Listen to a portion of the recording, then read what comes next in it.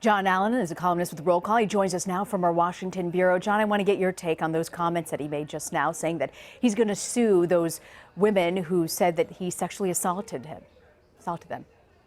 Well, not as good as the first Gettysburg address, Rena.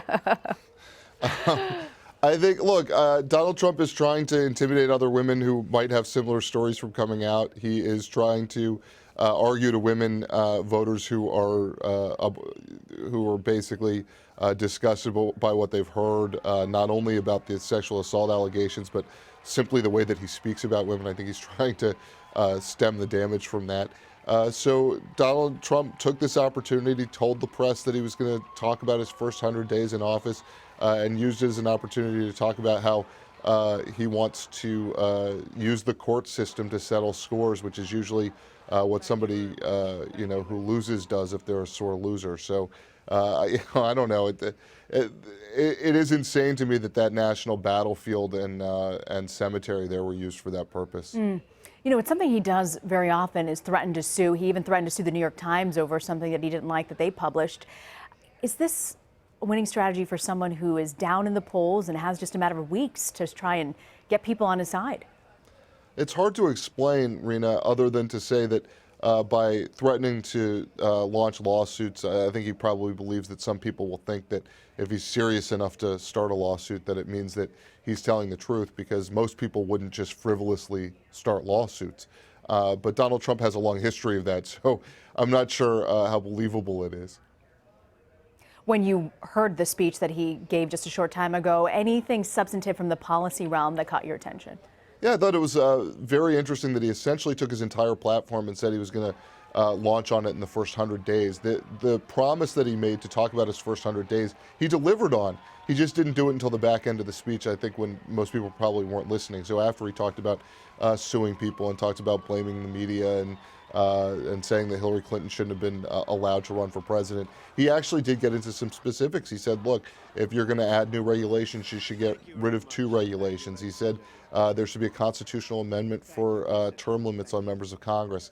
He went through some serious substantive policy proposals that sounded very much like what Republicans brought to Washington in 1994 in the contract with America. They weren't able to get much of that done. I don't think Donald Trump, if he wins the presidency, will be able to get much of his agenda done in terms of some of the reforms that he's offered. But at least he was out there talking about substantive issues. Does it make a difference that we've seen key people in his administration just in the past week decide that they're going to step down? I think that there's always a little bit of transition around election time. I think it's look, Donald Trump's not headed in the right direction in any of the polls anywhere.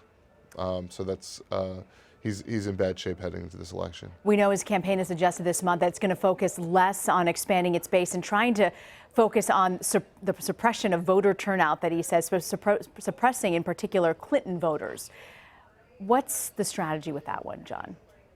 Well, I think they believe that it's very difficult for them at this point to add to Donald Trump's base. If you look at polling, he's got a ceiling that is in the low 40s, and sometimes he's even in the high 30s in major national 4-way polls with Gary Johnson, Libertarian, and Jill Stein, the Green Party candidate, included in those. So if he's unable to drive up the number of people that are going to vote for him, his only choice is to try to drive down the number of people voting for Hillary Clinton.